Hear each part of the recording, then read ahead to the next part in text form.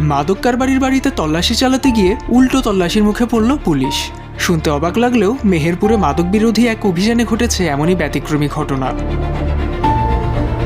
যারা এসেছিলেন অন্যের বাড়ি তল্লাশি করতে, কয়েক মিনিটের মধ্যে তারাই দাঁড়িয়ে গেলেন তল্লাশির জন্য। গ্রামের মানুষের একটাই কথা, আগে আপনাদের তল্লাশি হবে, তারপর আমাদের বাড়িতে ঢুকবেন। এমন দাবিতে যে কোনো সময় উত্তেজনা তৈরি হতে পারত, কিন্তু ঘটল ঠিক উল্টোটা।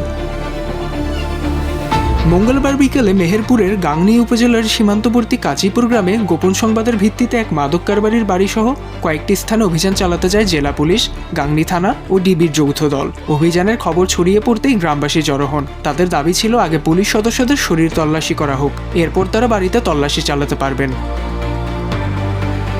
পরিস্থিতি বুঝে কোনো ধরনের বিরোধে না গিয়ে পুলিশ সদস্যরা স্বেচ্ছায় সেই দাবিতে সম্মতি দেন। উপস্থিত সবার সামনে এক স্থানীয় সাংবাদিকের মাধ্যমে নিজেদের শরীর তল্লাশি করেন তারা। এরপর শুরু হয় প্রায় 3 ঘণ্টাব্যাপী চিরুনি অভিযান।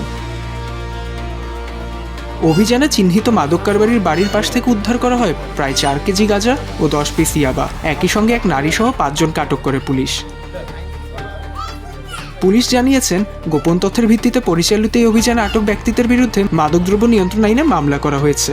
স্থানীয়দের ভাষ্য, অতীতে তল্লাশি অভিযান নিয়ে নানা প্রশ্ন ও অভিযোগ উঠায় এবার শুরু থেকে স্বচ্ছতা নিশ্চিত করতে চেয়েছিলেন তারা। আর পুলিশ প্রবিধানের 280 ঘ বিধি অনুযায়ী কোনো বাড়ি বা স্থানে তল্লাশি চালানোর আগে অভিযানে অংশ নেওয়া পুলিশ সদস্যদের স্থানীয় ব্যক্তিদের উপস্থিতিতে নিজেদের শরীর পরীক্ষা করিয়ে নেওয়ার বিধান রয়েছে।